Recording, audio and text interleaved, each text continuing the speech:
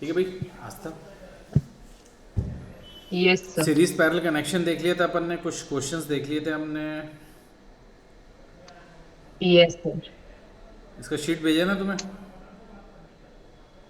Yes sir.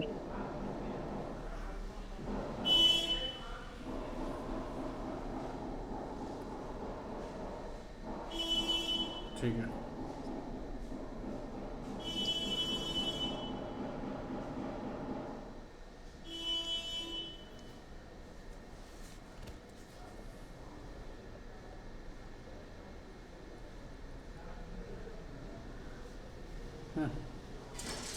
Circuit diagram sir हो बना। गया था ये वाला। हो गया। यस सर हो गया था। ये नहीं। इलेक्ट्रिक लैंप है, उसका रेजिस्टेंस इतना है। टोस्टर है, उसका रेजिस्टेंस इतना है। वाटर फिल्टर का रेजिस्टेंस इतना है। ये सबको अपन ने पैरेलल में कनेक्ट किया है। सोर्स है 220 volt. What is resistance of electric iron connected to the same source that takes as much current as all the three appliances, and what is current through it?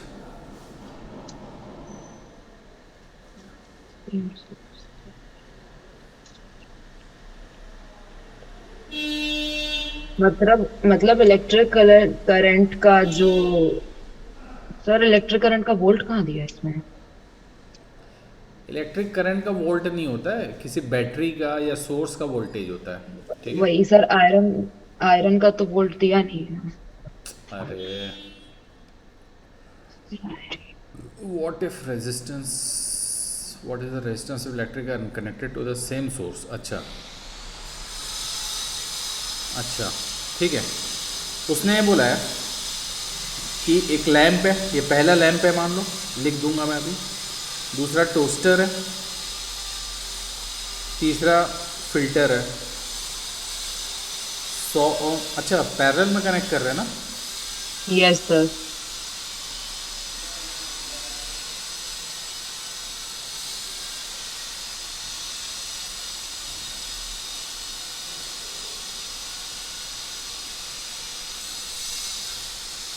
पहला है lamp, toaster. ये तुमको लिखने की ज़रूरत नहीं, मैं समझाने के लिए लिख रहा हूँ। ये फिल्टर है, वाटर फिल्टर। सबका रेजिस्टेंस भी दे रखा है अपने को, 100 ओम,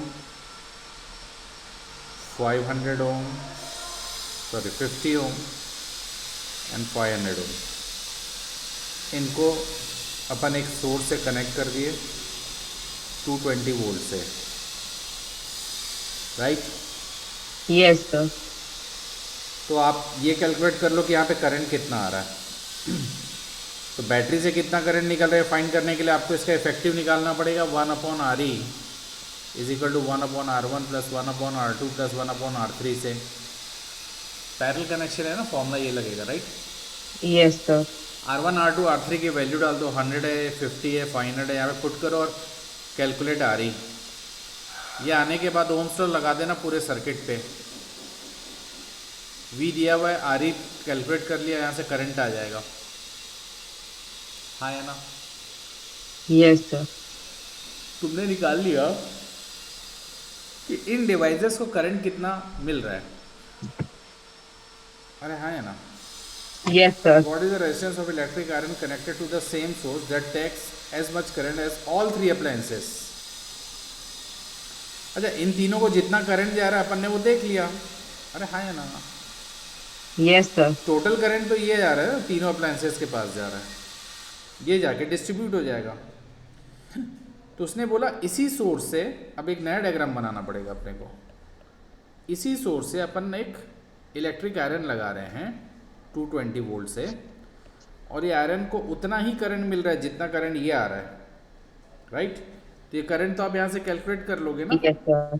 ये करंट की वैल्यू आ चुकी तुम्हारे पास। तो फिर से इस सर्किट, ऐसा एक नया सर्किट बना के V is equal to IR apply कर देना। V 220 है, करंट जो यहाँ पर आया था वो डाल देना, तो आयरन का रेजिस्टेंस निकल के आ जाएगा। सही है। ठीक है सर। कर लोगे? Yes sir.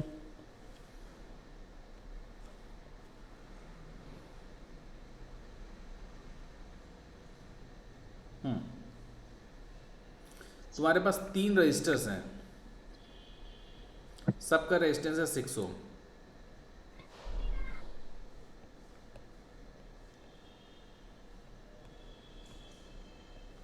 सबका रेजिस्टेंस है 6 ओम। बोलता है तुम इसको कैसे कनेक्ट करोगी कि इफेक्टिव आ जाए 9 ओम। टोटल रेजिस्टेंस 9 ओम चाहिए। अगर तुम इन तीनों को सीरीज में कनेक्ट करोगी तो तीनों का सम 18 आ जाएगा। अरे हाँ है ना। Yes sir. पैरेलल में भी कनेक्ट करोगी तो क्या होगा, पैरेलल में कनेक्ट करने से क्या होगा,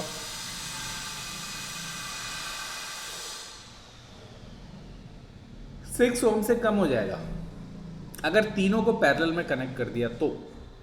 अरे हाँ है ना। Yes sir. अब सोचो। अरे सीरीज में तो एल्जेब्रिक सम के इक्वल होता है ना, ऐड करने से सीरीज। तो मैं ऐसा नहीं बोल सकता कि इन तीनों को सीरीज में कनेक्ट कर देते हैं, गलत हो जाएगा ना, क्योंकि मेरे को इफेक्टिव 9 ओम चाहिए अभी। तो सीरीज में जैसे तुम इनको कनेक्ट करोगे तो इफेक्टिव रेजिस्टेंस 6 + 6 + 6 18 ओम हो जाएगा। 18 थोड़ी चाहिए अपने को, 9 चाहिए ना। Yes sir. पैरेलल में कनेक्ट करेंगे तो अपने को पता है पैरेलल में क्या होता है कि तीनों में जो लीस्ट वैल्यू है, तो लीस्ट तो यहाँ पर है नहीं, तीनों सेम है, तो पैरेलल में जो इफेक्टिव आता है वो इससे भी कम आएगा, राइट। Yes sir. तो 2 ओम के लिए मेरे ख्याल से पैरेलल में कनेक्ट करना चाहिए अपने को। देखो 1/RE = 1 अरे सेम रजिस्टर है ना, तो 1/R + 1/R + 1/R, तो 1/RE = 3/R, और R कितना है 6, 6। 3/6 1/2, तो यहाँ से इफेक्टिव आ गया 2। टोटल रेजिस्टेंस अगर आपको 2 ओम चाहिए तो उनको पैरेलल में कनेक्ट करना पड़ेगा। पूछ रहे हैं ना 2 ओम के लिए कैसे कनेक्ट करेंगे, पैरेलल, राइट। Yes sir. अब ये जो है 9 ओम, थोड़ा ध्यान से सुनना। 9 ओम के लिए मैं क्या करना चाह रहा हूँ मालूम, 2 को पैरेलल में कनेक्ट करूँगा तो वो 6 से कम आ जाएगा, राइट। 6 से तो कम Yes. आएगा ही, लेकिन 2 को पैरेलल में कनेक्ट करूँगा और एक उसके सीरीज में कनेक्ट कर दूंगा, ऐसा।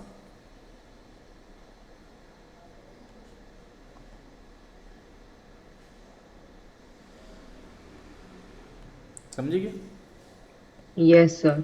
6 ओम, ये भी 6 ओम, ये भी 6 ओम, तो इसको अपन मानते हैं R1, इसको लेते हैं R2, इसको लेते हैं R3। तो पहले अपन एक काम करेंगे, इसका इफेक्टिव निकाल लेते हैं, ऐसे अलग अलग इफेक्टिव निकाल सकते हैं, ठीक है। 1/R2 + 1/R3, ये फॉर्मूला R2 और R3 पे लगाया क्योंकि वो दोनों पैरेलल में कनेक्टेड है। तो 1/RE = 1/6 + 1/6 2/6 1/3, 1/RE की वैल्यू 1/3, तो RE कितना आ गया, 3 ओम। RE 3 ओम आ गया। तो इसका इफेक्टिव 3 ओम आया, तो अपन इस पूरे डायग्राम को अब चेंज करके ऐसा लिखते हैं, बदल सकते हैं इफेक्टिव फाइंड करने के बाद। R1 तो 6 ओम था ही, और इसका इफेक्टिव आया 3 ओम,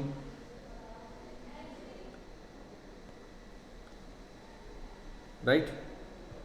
यस सर। तो इस इफेक्टिव को अपन R4 नाम दे देंगे, R1 R2 R3 यूज़ हो चुका है, इसको R4 दे देते हैं, ठीक है।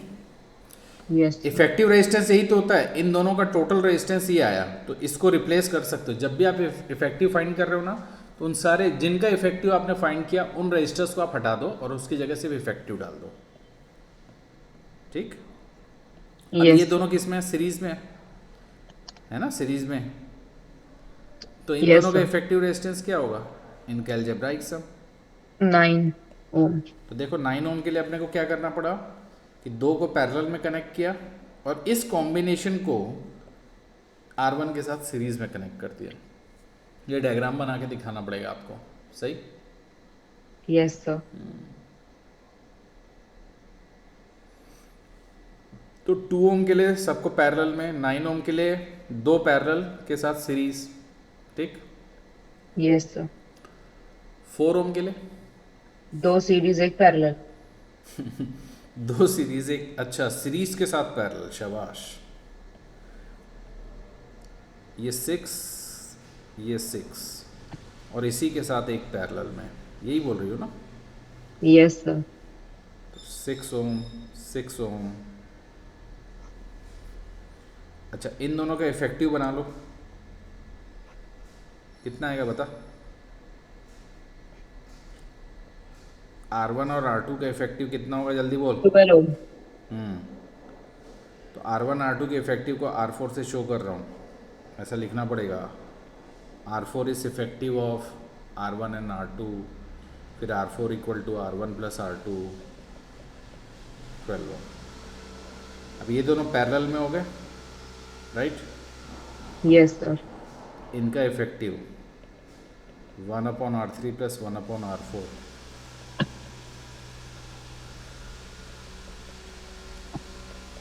12 LCM, 6 2s are 12 1 3/4, 3/4 मतलब 1/4 आ गया ना इफेक्टिव 4। शाबाश, यस। ठीक है।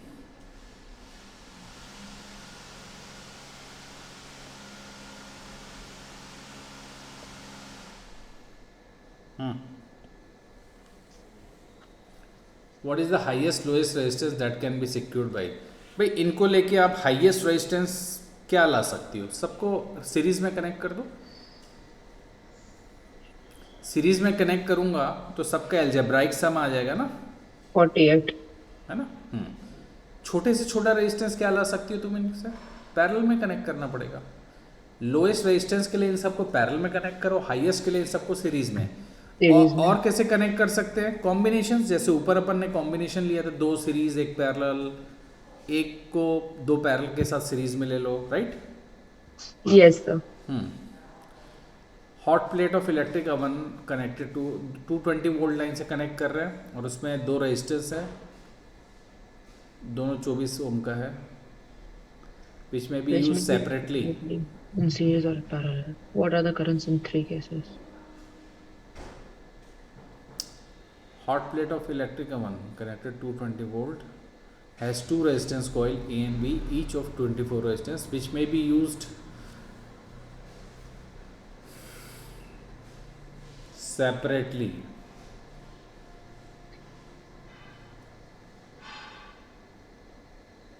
in series or in parallel. अच्छा, दो केस लेने बोल रहा है क्या? What are the currents? तीन केस बोल रहे हैं। अरे What are the currents in three cases? 3 नहीं है वो, इन दिस केसेस होगा, ठीक है? 3 केस का है, सीरीज ले रहा है या पैरेलल ले रहा है ना, ठीक है? Yes sir. तो ठीक है, ये दो रेजिस्टेंस है 24 ओम के, ये 24, ये 24 सीरीज में डाल दिए तो रेजिस्टेंस कितना होगा? 48। हाँ, इसका अपन ने इफेक्टिव फाइंड कर लिया 48 ओम। अब ये कितने वोल्ट से कनेक्टेड है? 220 ओम्स लॉ लगा लो, IR। करंट आ जाएगा, राइट? Yes sir। फिर इनको पैरेलल में ले लेना, 1/12। 220 वोल्ट से ही कनेक्ट कर रहे हैं, इसका इफेक्टिव 1/12 नहीं, 1/12। 12 आएगा लड़की, 1/12 नहीं। हाँ सॉरी 12। इफेक्टिव रेजिस्टेंस 12 आएगा, फिर ओम्स लॉ लगा देना, ठीक है? Yes sir।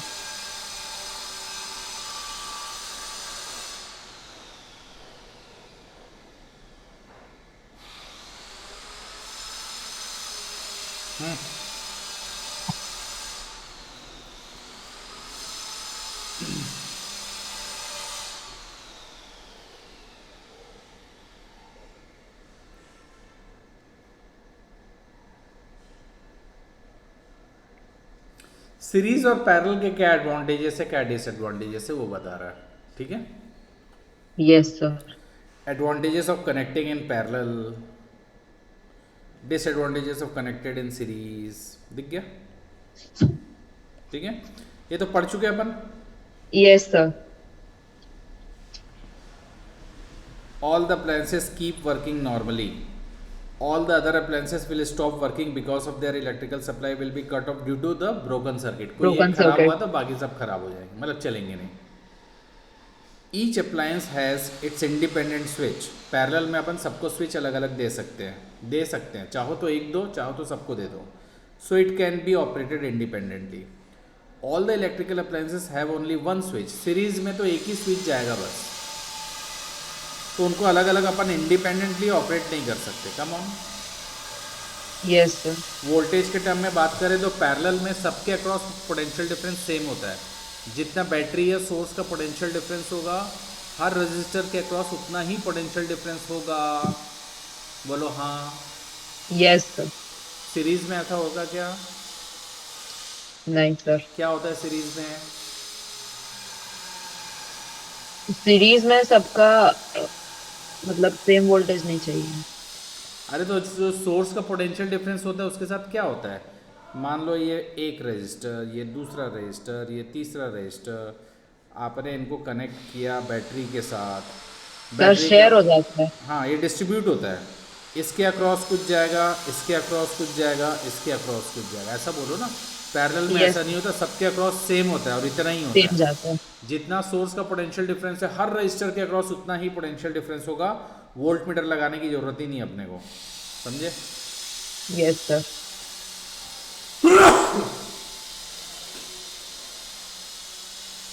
सीरीज में क्या होता है? रेजिस्टेंस बढ़ जाता है. हाँ या ना? Yes sir.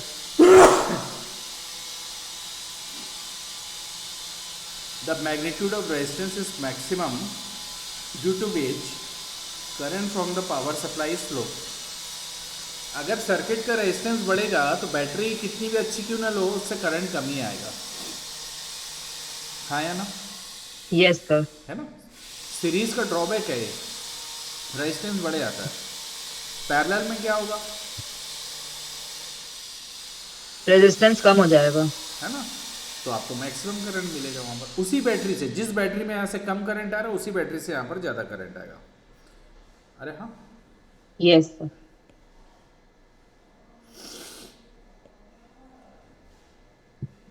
ये देखो ना, यहीं से तुम ही कैलकुलेट कर सकती हो कि अपन जो बात कर रहे हो सही बोल रहे हो बिल्कुल.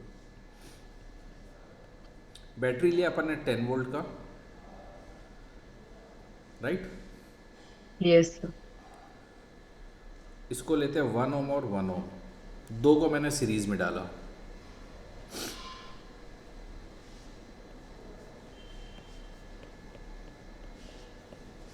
Ten volt same. इसी 1 ओम को मैंने पैरेलल में कनेक्ट किया.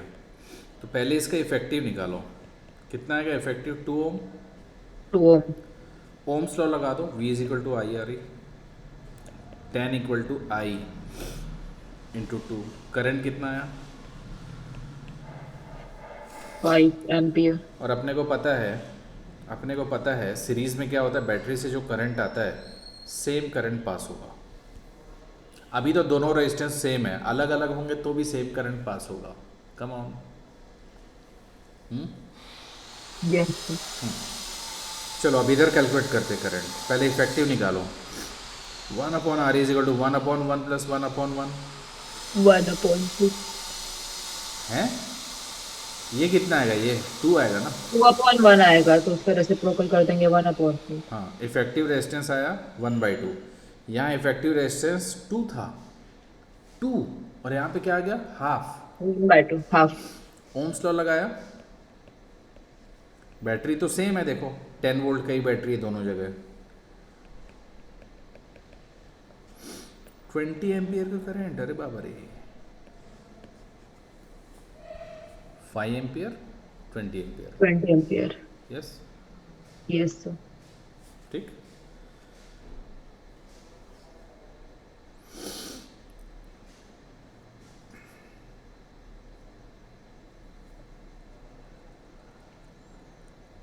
ये फर्क रहता है. अच्छा, क्या पैरेलल में सेम करंट जाता है क्या? सीरीज में तो सेम करंट जाता है, पैरेलल में क्या होता है? पोटेंशियल डिफरेंस सेम रहता है सबके अक्रॉस, लेकिन करंट अलग अलग हो करंट सकता है. अलग अलग हो जाता है. हो जाता है मत बोलना। हो सकता है। हाँ, अभी क्योंकि सेम करंट जाएगा, मालूम है तेरे को दोनों से। अपना करंट कितना आया था अभी? 20 एम्पियर।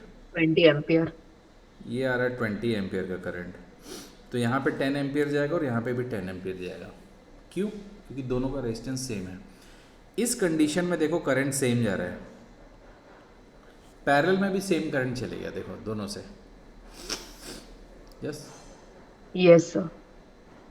ऐसा हमेशा नहीं होगा, लेकिन ये 1 ओम है और ये 2 ओम है, अगर मान ले 2 ओम है, और करंट करंट भी चेंज हो जाएगा, बट अपन 20 ही लेके चल रहे हैं।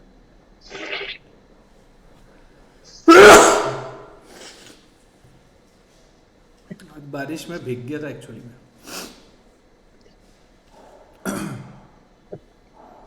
20 एम्पियर का करंट घुस रहा है, तो अब दोनों से सेम करंट जाएगा मत बोल देना। इससे कम करंट जाएगा क्योंकि इसका रेजिस्टेंस ज़्यादा है, और इससे ज़्यादा करंट जाएगा, राइट। Yes sir. अब कितना कितना एग्जैक्ट करंट जाएगा वो भी तुम कैलकुलेट कर सकती हो, सिखाया मैंने तुम्हें। ओम्स लॉ लगा लो ना। मान लो ये रेजिस्टर R2 है, ये रेजिस्टर R1 है, R2 के अक्रॉस ओम्स लॉ लगाओ। ऐसा बताना पड़ेगा आपको टीचर को, we are applying ohm's law और अक्रॉस रजिस्टर R2। तो तो V is equal to IR2, ऐसा लिखना। पोटेंशियल डिफरेंस इसके अक्रॉस कितना है? जितना बैटरी का। करंट निकालना है, R2 की वैल्यू 2 है। अरे हाँ या ना? Yes sir. 5 एम्पियर। करंट कितना आ रहा है? 20। अगर तो यहाँ से कितना आएगा? 5 एम्पियर, राइट। Yes sir. बाकी ऊपर चले जाएगा। ये निकालने का तरीका, ठीक है। ओम्स लॉ अलग अलग अप्लाई करके अपन निकाल सकते हैं उसको। बोलो हाँ। Yes sir. Now heating effect of current. अच्छा, इसकी एक प्रैक्टिस शीट अलग से है इस चैप्टर की, उसको उसका एक एक क्वेश्चन न्यूमेरिकल सॉल्व होना चाहिए, क्योंकि अभी इसमें हर चीज़ तो मैं नहीं करवा सकता, उसमें काफ़ी सारे क्वेश्चंस हैं जहाँ पे तुम अटक सकती हो ना। Heating effect of current, very important point. इसी को अपन जूल्स लॉ ऑफ हीटिंग भी बोलते हैं। क्या बोलते हैं? Joules law of heating. Joules law of heating. According joules law of heating, जब किसी कंडक्टर से करंट पास होता है, ठीक है, जब किसी कंडक्टर से करंट पास होता है तो उसमें हीट जनरेट होता ही है। क्यों हीट जनरेट होता है? क्योंकि इसमें रेजिस्टेंस होता है। हर कंडक्टर करंट का अपोज करता है कुछ हद तक, अच्छे कंडक्टर कम अपोज करते हैं, और जो बैड कंडक्टर्स होते हैं वो ज़्यादा अपोज करते हैं। तो इस अपोजिशन के कारण ही हीट जनरेट होता है। एंड दैट हीट जनरेट, वो जो हीट जनरेट होता है वो किन किन फैक्टर्स के ऊपर डिपेंड करता है? That heat produced is directly proportional to square of the current, that heat produced is directly proportional to the resistance of this conductor, जो अभी थोड़ी देर पहले बोल रहा था, and time through which current is passing, right. Yes sir. तो एक कंडक्टर में अगर करंट पास हो रहा है तो हीट तो प्रोड्यूस होगा, लेकिन वो हीट किन पैरामीटर्स के ऊपर डिपेंड करता है? वो 3 पैरामीटर है।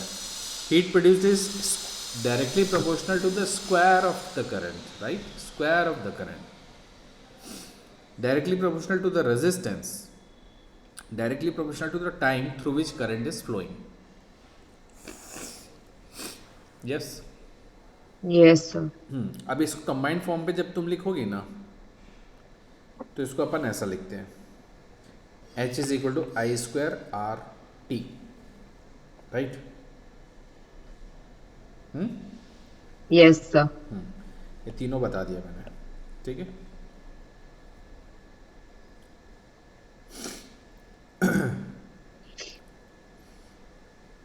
अब इसका यूज क्या है? What is application of heating effect of? देखो, एक कंडक्टर से जब करंट जा रहा है ना, तो करंट के बहुत सारे इफेक्ट्स होते हैं। अपने को पढ़ना जो है बता देता हूँ। हीटिंग इफेक्ट अभी पढ़ ही रहे अपन, है ना, हीटिंग इफेक्ट। फिर पढ़ना अपने को मैग्नेटिक इफेक्ट, सेकेंड चैप्टर में। अगला चैप्टर में मैग्नेटिक इफेक्ट ही पढ़ेंगे। तीसरा होता है केमिकल इफेक्ट, ऑफ करंट। लेकिन कंडक्टर में केमिकल इफेक्ट नहीं आता है ना, इलेक्ट्रोलाइट्स में आता है। केमिस्ट्री में आप लोग इलेक्ट्रोलिसिस पढ़े हैं ना, वही है chemical effect, right. Yes sir. Chemical effect of current, ठीक है। ये तीन यस। इफेक्ट्स अपने को 10th में पढ़ना है। हीटिंग तो देख ही रहे हैं, मैग्नेटिक भी देख लेंगे, ये केमिस्ट्री में तो पढ़ ही चुकी हो तुम। तीन इफेक्ट याद होने चाहिए ना, कौन कौन से तीन इफेक्ट्स हैं।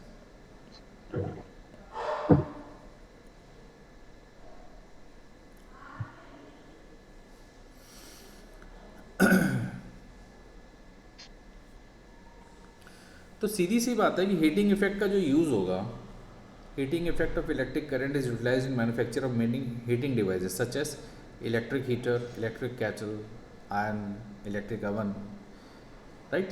इन सब में बिकॉज करंट अगर हीट जनरेट कर सकता है तो उससे अपन ने ऐसे अप्लायंसेस बना लिए जिससे अपन हीट प्रोड्यूस करते हैं। ये सब appliances, heater, kettle, electric iron, oven, yes और नो, यस सर। है ना। इन सब अप्लायंसेस में ये जो मैंने मार्क किया, they contain coil of high resistance, क्योंकि हमने थोड़ी देर पहले ही पढ़ा था जो हीट प्रोड्यूस होता है that is directly proportional to the resistance, yes और नो। Yes sir. रेजिस्टेंस बढ़ाएंगे तो हीट भी बढ़ेगी, ठीक ठीक यस सर। ठीक है। तो जितने भी हीटिंग डिवाइसेस होते हैं ना, जनरली जितने भी हीटिंग डिवाइसेस होते हैं that is made up of nichrome alloy. उसमें एलिमेंट क्या डालते हैं अपन, नाइक्रोम। मतलब नाइक्रोम। सिंपल वायर नहीं रहता, नाइक्रोम का वायर रहता है। क्यों? इट हैज़ हाई रेजिस्टेंस, और रेजिस्टेंस हाई है तो हीट ज़्यादा जनरेट होगा, है ना। Yes sir. Second, it has high melting point, मतलब अपन ज़्यादा टाइम बिना डरे आप करंट पास करते जाओ क्योंकि मेल्ट नहीं होने वाला। कॉपर ऑपर लोगे तो जल्दी मेल्ट हो जाता है वो, राइट, यस सर। है ना। कॉपर जल्दी मेल्ट हो जाता है, नाइक्रोम मेल्ट नहीं होगा, क्योंकि भैया वो हीटिंग कॉइल है, हीट जनरेट कर रहा है, तो वो खुद भी तो हीट विथस्टैंड करना चाहिए उसको। सिर्फ हीट जनरेट कर देने से थोड़ी होगा कुछ, है ना। Yes sir. तीसरा, इसका फ़ायदा ये है कि वो ऑक्सीडाइज नहीं होता, क्योंकि टेम्परेचर बढ़ गया तो हायर टेम्परेचर पे तो केमिकल रिएक्शंस बहुत फास्ट होते हैं, ठीक है। तो उस पर वो ऐसा नहीं कि ऑक्सीजन के साथ रिएक्ट कर जाए, it does not get oxidised even at 1000 degree Celsius, वो ऑक्सीजन के साथ भी रिएक्ट नहीं करेगा। चौथा, उसका थर्मल एक्सपेंशन नहीं होता। थर्मल एक्सपेंशन का मतलब समझती हो? नहीं सर।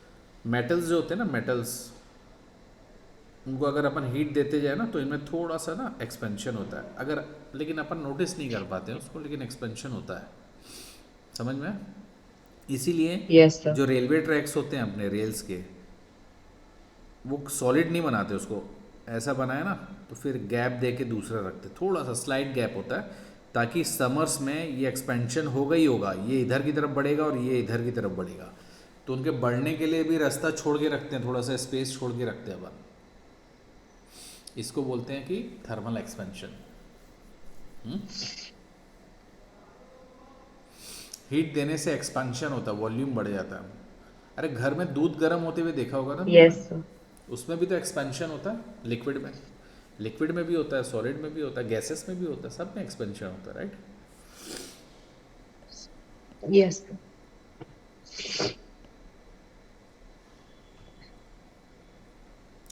तो इसका थर्मल एक्सपेंशन बहुत कम है, होता है बट बहुत कम होता है, इसलिए अपन इसको यूज़ करते हैं।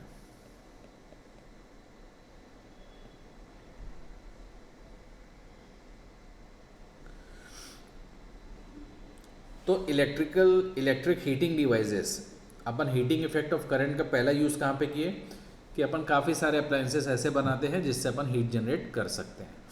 Second, bulb, electric bulb. Heating effect of current can be use to produce light, ठीक है। In this case it is use to produce light.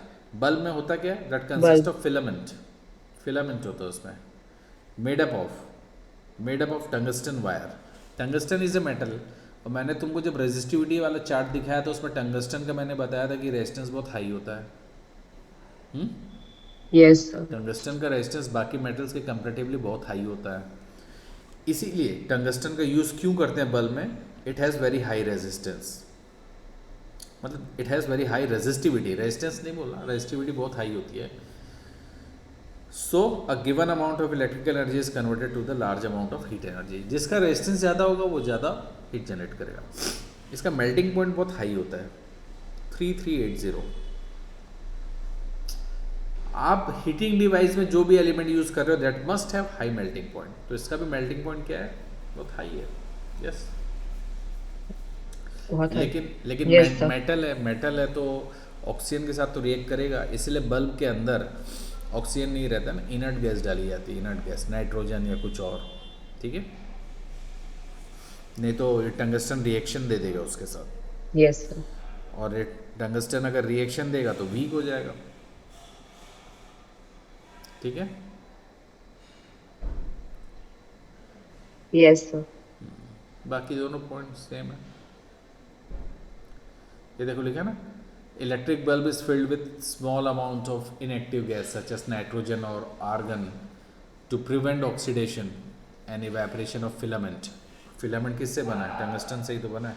Tungsten को ऑक्सीडेशन और इवेपरेशन रोकने के लिए ऑक्सीजन नहीं डालते हैं, इनर्ट गैस, इनर्ट मतलब इनएक्टिव गैसेस डाली जाती है अंदर, तो इससे जो फिलामेंट का लाइफ है वो बढ़ जाता है। यस अरे हाँ या यस ना। Sir. Yes sir. Then next one is electric fuse, right? ये बहुत इंपॉर्टेंट यस एप्लीकेशन है। Sir. Heating effect of current का सबसे इंपॉर्टेंट एप्लीकेशन ये है, electric fuse. It is an application of heating effect of current and fuse is a safety device. इसको mark करके रख दो ना, ये पूछा जाता है आप लोग से। फ्यूज है क्या? It's a safety device consistent of peace of thin wire of material. किसका बना हुआ रहता है fuse? alloy of thin thin copper, नहीं, टिन thin है and वो, copper. Tin, tin and copper, ठीक है। Yes having sir. Low melting point and high resistance which melt and break the circuit, hence preventing the electrical appliance in the circuit getting damaged. Fuse is always connected in live wire in series। ठीक है, मैं इसको समझा देता हूँ, क्या बकवास कर रहे हैं, इतना लंबा लंबा लोग लिखते हैं। देखो तुम्हारा ये कोई कीमती डिवाइस है, मतलब तुमने सर्किट पे लगा रखा है, क्या है मुझे नहीं मालूम, बट मैं इतना जानता हूँ कि ये बहुत कॉस्टली है, ठीक है। अरे हाँ, इसके अंदर Yes कॉइल्स है, sir. इसके अंदर कॉइल्स है, करंट आती है, कॉइल्स में घूमती है, यहाँ से निकल के आती है, सर्किट कंप्लीट होता है तो वो वर्क करता है। इसका वोल्टेज कितना है? 220, अपना जो डोमेस्टिक वोल्टेज है। कभी कभी तुमने देखा होगा लाइट ना डिम होता है और ब्राइट होता है, डिम होता है ब्राइट हो रहा है, उसको बोलते हैं वोल्टेज फ्लक्चुएशन। Flicker होता है। घर का लाइट, टॉर्च का, मोबाइल का नहीं बोल रहा हूँ, घर का लाइट। कभी देखा है? फैन की स्पीड Yes कम sir. हो जाएगी, तेज हो जाएगी, कम हो जाएगी, फास्ट हो जाएगा, देखा है? हाँ, जब कभी कभी बारिश बहुत ज्यादा होती है तो एक फेज में घर के हो जाता है। उसको बोलते हैं वोल्टेज फ्लक्चुएशन। तो ये जब वोल्टेज, भाई जनरली तो अपने को 220 वोल्ट चाहिए, बट कभी कुछ भी टेक्निकल प्रॉब्लम के कारण ये वोल्टेज फ्लक्चुएट होने लगता है, कम ज़्यादा, है ना। तो तो सर मान, कभी कभी कोई कोई अप्लायंसेस में काम करना बंद हो जाते हैं तो वो भी इसी कारण होता है, जैसे हाँ अवन, फ्रिज वगैरह। हाँ मैं बता रहा हूँ, हर डिवाइस का एक सेफ करंट होता है, कम ऑन, हर डिवाइस का एक सेफ करंट होता है, उससे ऊपर का करंट उसमें नहीं जाना चाहिए। रेटिंग होती है हर डिवाइस की, बल्ब की रेटिंग अलग है, आपके फ्रिज की रेटिंग अलग है, एसी की रेटिंग अलग है। एसी में हाई करंट चलेगा, फ्रिज में हाई करंट चलेगा, मिक्सर में हाई करंट चलेगा, अवन में हाई करंट चलेगा, इलेक्ट्रिक आयरन में चलेगा, लेकिन हर डिवाइस पे थोड़ी है। उनकी कैपेसिटी 10 एम्पियर 12 एम्पियर की है। छोटे छोटे बल्ब जो होते हैं वो 5 एम्पियर से कम का करंट, अब उनमें में 5 एम्पियर से ज़्यादा का करंट अगर चले गया तो बल्ब आपका फ्यूज़ हो जाएगा, ख़राब हो जाएगा, ठीक है। तो यस सबकी सर। एक ना करंट रेटिंग होती है, उससे ज़्यादा करंट नहीं आना चाहिए। तो मान लो कि ये जो डिवाइस है ये अगर कॉस्टली है तो अपन इसको प्रोटेक्ट करने की कोशिश करेंगे ना, क्योंकि अपने इंडिया में तो फ्लक्चुएशन होते रहता है, राइट। यस तो सर। कभी वोल्टेज ज़्यादा हो गया, वोल्टेज ज़्यादा हो गया तो तुमको पता है कि current is directly proportional to potential difference. Voltage ज़्यादा होगा तो करंट बढ़ जाएगा। तो ये करंट जैसे बढ़ेगा, मान लो इसकी 10 एम्पियर की कैपेसिटी है और 11 एम्पियर 12 एम्पियर का करंट घुस गया इसके अंदर, तो इसके अंदर जो कॉइल है उसको डैमेज कर देगा करंट। सेफ करंट मैंने बोला 10 एम्पियर, वो ज़्यादा से ज़्यादा 10 एम्पियर तक झेल पाएगा, उससे ज़्यादा को नहीं झेल पाएगा। अरे हाँ है ना। Yes sir. तो वोल्टेज फ्लक्चुएशन में क्या होता है, हायर करंट अगर आपके डिवाइस में घुसा तो वो उसको डैमेज कर देगा। तो अब क्या करोगे तुम, स्विच के पास बैठे रहोगे कि फ्लक्चुएट हो रहा है नहीं। बंद कर देता हूँ, उससे बचा लिया, ये भी एक तरीका है, सही बात है, लेकिन आपको बैठना पड़ेगा रात भर जाग के। अरे हाँ है ना, कि अगर यस वोल्टेज सर। फ्लक्चुएट होगा तो एसी बंद कर दूँ, ये बंद कर दूँ, वो बंद कर दूँ, तो ये पागल थोड़ी है अपन, फालतू थोड़ी है। तो इसी डिवाइस को बचाने के लिए इसके पाथ पे आप एक वायर लगा देते हो, बस सिर्फ वायर। इस वायर को बोला जाता है, इसको शो करने का तरीका ऐसा होता है, फ्यूज़ को ये वायर लगी हुई है फ्यूज़।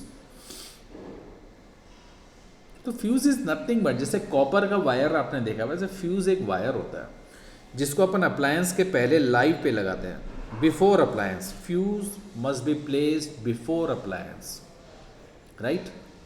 Yes sir. और लाइव वायर में लगाना है।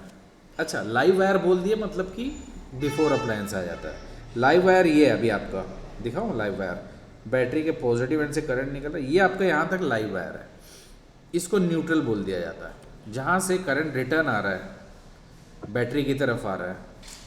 अरे करंट आया अप्लायंस में और यहाँ से रिटर्न आ गया बैटरी में, तो जहाँ से करंट रिटर्न आ रहा है that is your neutral wire. Yes, yes sir. ऐसा समझ सकती हो।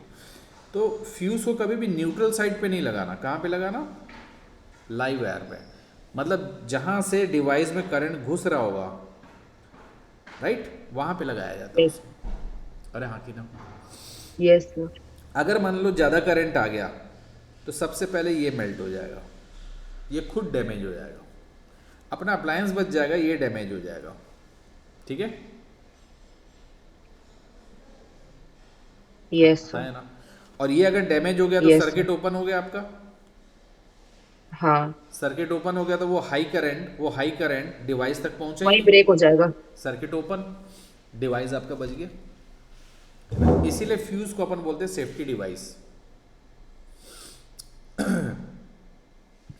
क्या बोलते हैं इसको,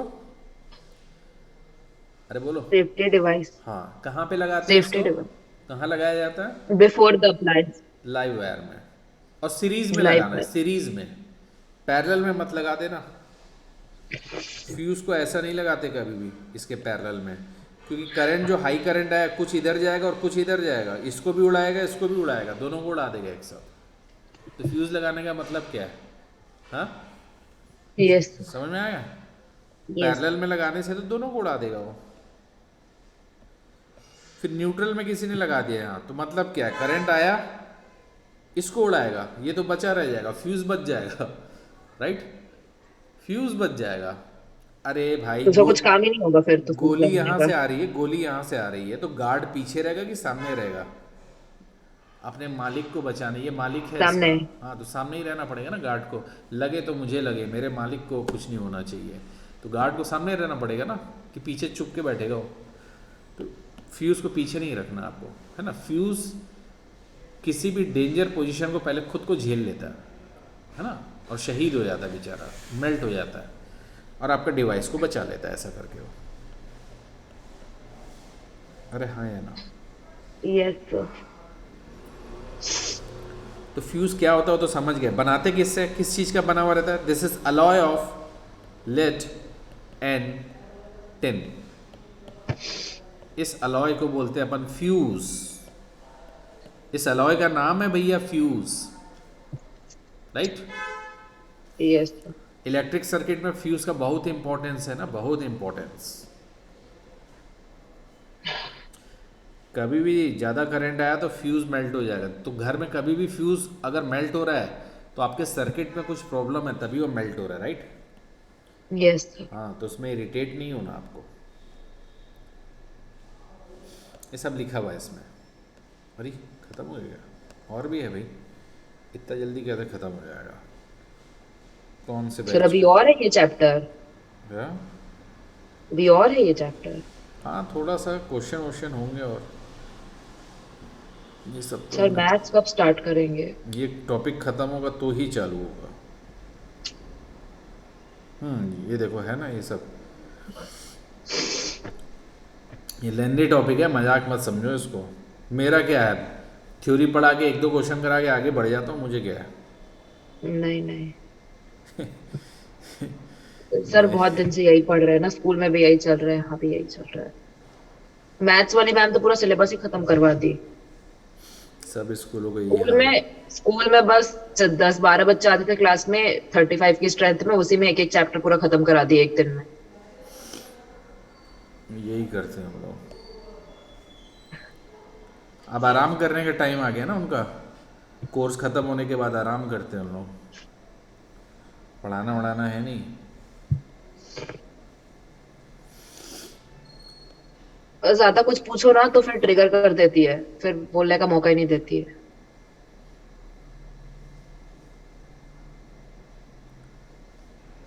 ये देखो वास्ता, ये सब क्वेश्चंस करने हैं तुम्हें ना, all these are good questions. Yes. ये जहाँ जहाँ ब्लैंक है ना, वहाँ पे समझ जाना कि रेजिस्टेंस डला हुआ है।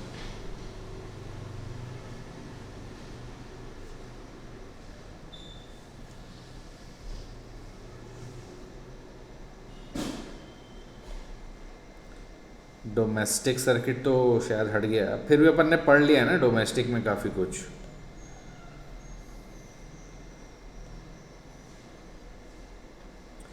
अच्छा, इलेक्ट्रिक पावर बचा, यस। मैं बोला ना कुछ तो बचा हुआ यार। Electric power, electrical energy relationship.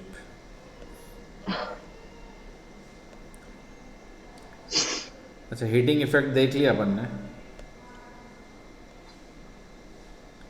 Application देख लिया, ये क्वेश्चन है इस पर।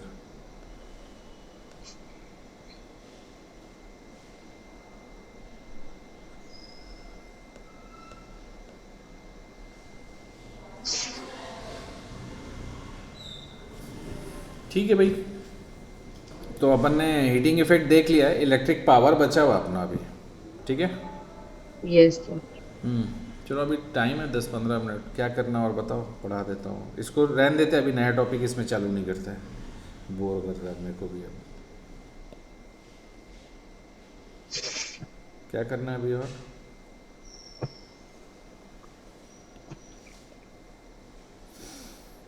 मैडम का कितना कोर्स हुआ है, चालू हुआ कि नहीं मैडम मैम का क्लास? हो गया है। आ गई, कलकत्ता गई थी क्या? पता नहीं, शायद वहीं गई होगी। बीच में कहीं गई थी बता रही ना। हाँ, अभी तो एक ही क्लास हुई है, 2 क्लास। बस। हाँ, 2 ही क्लास हुई है अभी।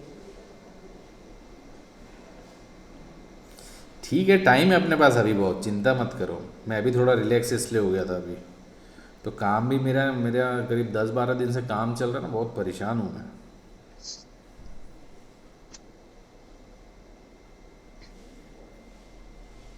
कंस्ट्रक्शन वर्क चल रहा है मेरे यहाँ।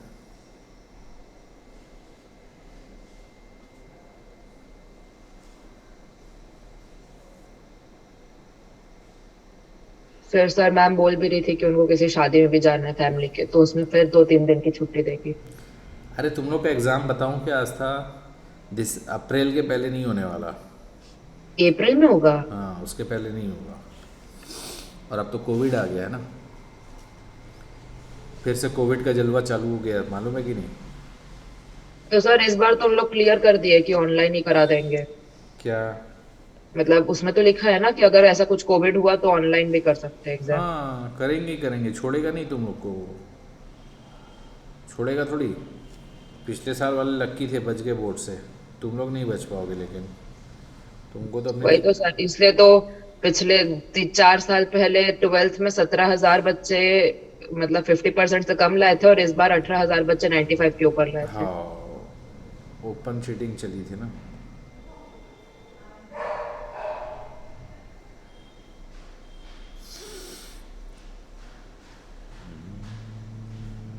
टाइम है हमारे पास, टाइम का चिंता मत करो तुम। सिलेबस देरी से चल रहा है तो ये तो वो। मेरे को जब लगेगा ना कि टाइम कम बचा है तो मैं ही क्लास बुला बुला के तुम्हारी हालत ख़राब कर दूंगा। और टाइमली होगा। अभी अपना कैसे हो गया था उधर हाफ ईयरली के पहले कैसे सिलेबस हुआ था, जबकि तुम तो हो कितना तो क्या था हाँ, कितना लेट आई थी तुम मेरे पास। सर, मई में तो आ गई थी। मेरा क्लास कब से चल रहा है मालूम है तेरे को? 25 मार्च से चालू कर देते हैं हम लोग यहाँ पर। सवा महीना लेट थी तू। सवा महीना मायने रखता है। और तुम्हारा जो क्लास है वो ऑल्टरनेट होता है, सोच। बाकी जो बच्चे आते हैं उनका क्लास कैसा होता है? रेगुलर। समझी? Yes sir. फिर भी तो तुम्हारा टाइमली अपन उड़ा दिए थे कोर्स। और अच्छा समय दिया, उसके बाद रिवीजन कितना हुआ था? 1 महीना तो पूरा रिवीजन दिया था तुमको। 1.5 month सर। परेशान हो गए थे रिवाइज कर करके, पेपर सॉल्व कर करके। फिर तो ऐसा नहीं है, लगेगा कि अपने पास पीछे चल रहा है तो मैं खुद पेस बढ़ा दूंगा, उसकी चिंता मत करो, लेकिन है सर, टाइम। बोर्ड के रिजल्ट्स कब आएंगे? 1.5 महीना कम से कम। ऑनलाइन होगा तो खटाक से आ जाएगा रिजल्ट तो तुम लोग का। अरे नहीं, बोर्ड 1 का। नहीं तो बोर्ड 1 का अलग से नहीं आएगा, वो साथ में देंगे वो लोग। बस अभी पास फेल बताएंगे, पास फेल नहीं, मार्क्स बता देना चाहिए, बट पता नहीं क्यों। सर, हम तो अब स्कूल में पूछे तो मैम बोल दी कि एक ही बार निकलेगा दोनों का, अभी नहीं हाँ निकलने वाला हाँ कुछ भी। हाँ, सही बोल रही हो, गलत नहीं बोल रही हो।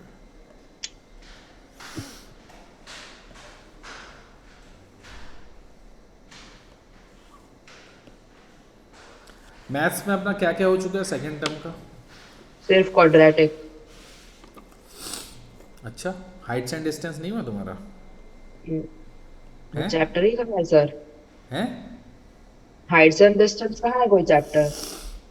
है ना। सरफेस एरिया बोल रहे हैं। Application of trigonometry.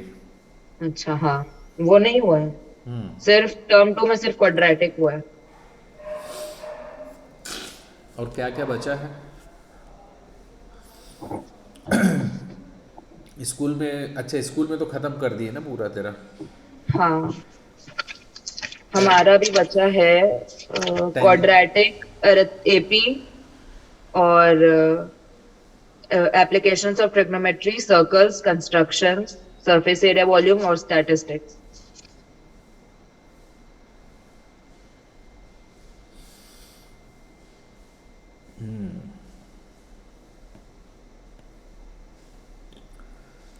अच्छा, उधर से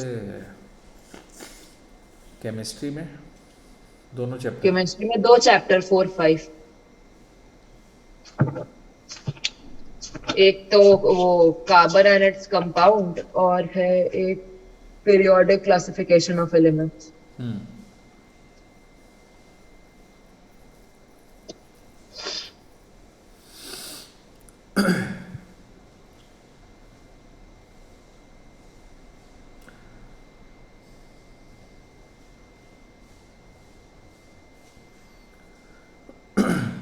फिजिक्स में तो स्कूल में पीछे है, केमिस्ट्री में चैप्टर 3 चल रहा है। लंबा चैप्टर है वो भी। मतलब वापस पढ़ा रही, मैम ऑनलाइन में पढ़ा चुकी थी टर्म 1 में ही। अभी वापस पढ़ा रही है। कौन सा chapter? Carbon and its compound. क्या होता है एल्कीन्स मालूम है? नहीं, मैम तो सिर्फ लिखवा देती है। मतलब पहले क्लास में आके बोली, जो अगर तुम लोग बात करोगे तो मैं सिर्फ लिखवा दूं, खुद समझाऊंगी नहीं। बस फिर लिखवा देती है, 1-2 चीज समझा देती है, चल जाती है। और अभी तो ऑनलाइन में क्लास ही नहीं ले रही है। अभी तक एक भी नहीं लिया। तो उनका तो पीरियड रहता होगा तो कैसे नहीं लेती होगी? क्या बात कर रही है तू? नहीं लेते, लिख दिए no classes till further notification.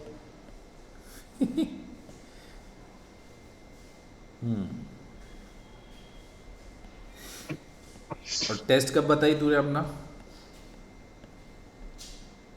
क्या? यूटी डेट शीट नहीं आई है अभी। हाँ। डेट शीट नहीं आई है अभी स्कूल से। तो अभी पर बता रही बोल थी रहे ना। हैं कि सेकेंड या थर्ड वीक में लेंगे।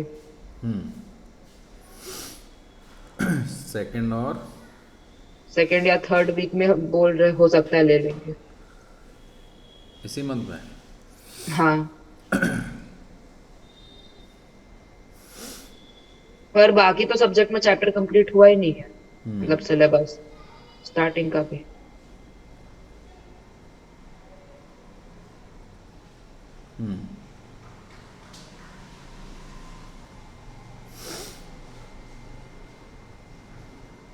सेकंड थर्ड वीक, अब तो 10 तारीख हो गया, तेरा सेकंड वीक तो स्टार्ट हो ही चुका है।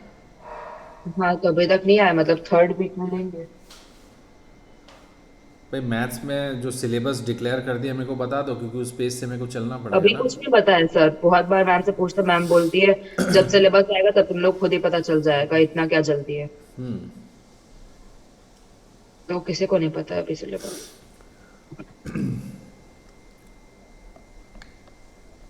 तो एक काम करते हैं ना, अपना अभी कहाँ तक पहुँच गए थे अपन, हिटिंग इफेक्ट राइट।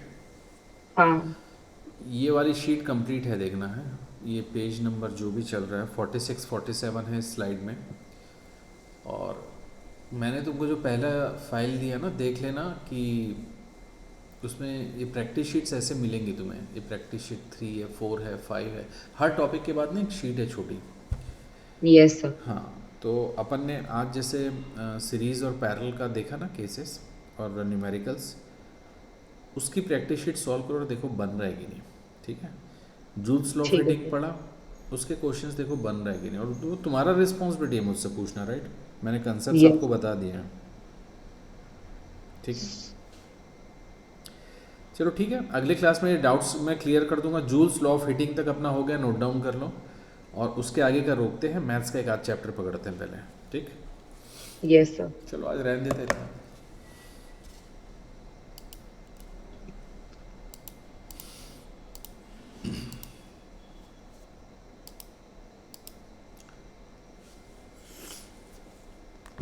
अरे बारिश में भीग गया, सर्दी हो गया मेरे को।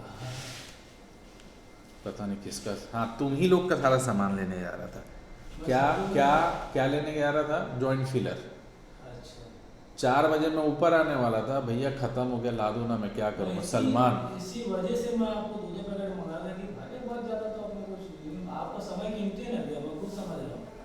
अरे मैं बोला और दुकान वाले बोले भैया इतना क्या आँख फट गया उसका। बोले इतना क्या करोगे? बोला भैया माल तो मैं देखिए। भैया आपको नुकसान नहीं चाहूँगा किसी चीज़ में। अरे वो बात सही है, फिर मैं भी उसको एक्स्ट्रा ला के दिया। मैं बोला भाई मेरे को परेशान मत करना है, ला के रख, मेरे को बैच कैंसिल करना मैं बोला। उनके पहले ही बोला कि भैया को तो समय है ही नहीं एक सेकंड हिलने का, तो हमारे सामने खड़े रह जाते तो यही बहुत है। नहीं भैया मैं तो खड़ा ही खड़ा था, काम कहाँ किया हूँ मैं? 10 दिन से काम ही नहीं किया हूँ अपना, सही बात बताऊँ क्या मैं? बस अब कल से फ्री है, कल से जॉइंट फ्री बाहर का होता रहेगा, उसमें कोई वो नहीं। तो अभी वो लग गया आपका ग्रेनाइट। आप उसी को दिखाने के लिए हाँ मैं चलो बस आपको बस आता चलो मैं चल रहा हूँ, बात फिर लौट में।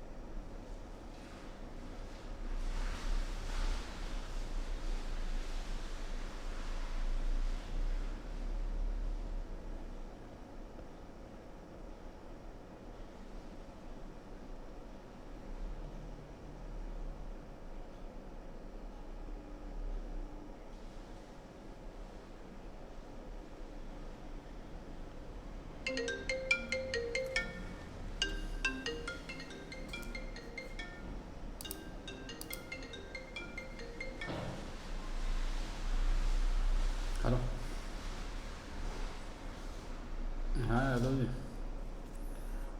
ये निपट गया इसका काम, है ना, जो छोटा मोटा था। तो उसको कैसे कल से कर रहे हो गली वाला?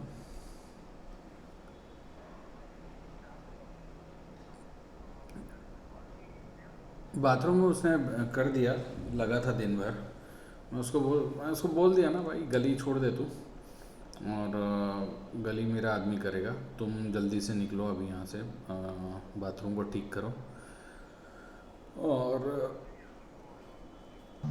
कल उसको फिलिंग विलिंग करना है, जो बाहर गली में टाइल लगा है ना, उसका फिलिंग के लिए उसके 2 लड़के आएंगे छुटके छुटके। और उसको क्या दूसरा साइड भी मिल गया, तो उसको और मतलब अच्छा ही हो गया उसके लिए, साले के लिए। हाँ,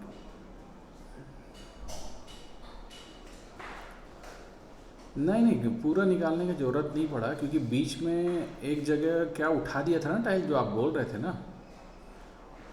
हाँ, तो वही चीज़ उसको हम लोग बोले, उसका लड़का भी अच्छा है, तेज है वो लड़का उसका। तो बोला भैया ये करने से हो जाएगा, पूरा उखाड़ने की ज़रूरत नहीं है अपने को, देखेंगे पहले इसको सेट करके देखते हैं, बोले। बन गया, पानी निकल रहा है ना। तो मैं क्या बोल रहा था, कल बेस गिट्टी डाल देते और परसों टाइल लगा देते, फिर एक दिन बाद। तुरंत तुरंत तो लग नहीं पाएगा, है ना। अब बेस गिट्टी लगाने में ही टाइम लगेगा आपको, है ना, उतना लंबा गली में। हाँ हाँ, माल पूरा गिरा हुआ है, देख लो ना, निपटा दो ना यार, 1-2 दिन का काम, है ना। हाँ ठीक है, सुबह इंतज़ार कर रहा हूँ फिर मैं आपका। ठीक, ओके।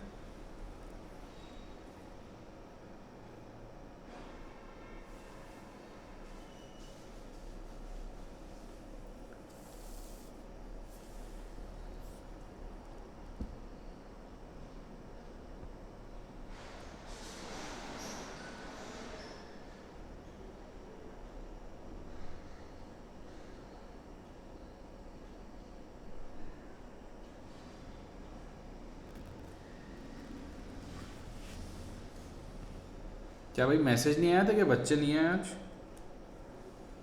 हाँ, किया था ना मैसेज, क्यों आपा? आभा,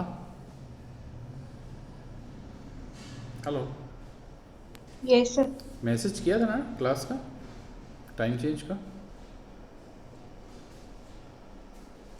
यस सर। चलो फिर ठीक है, अपन चालू कर देते हैं।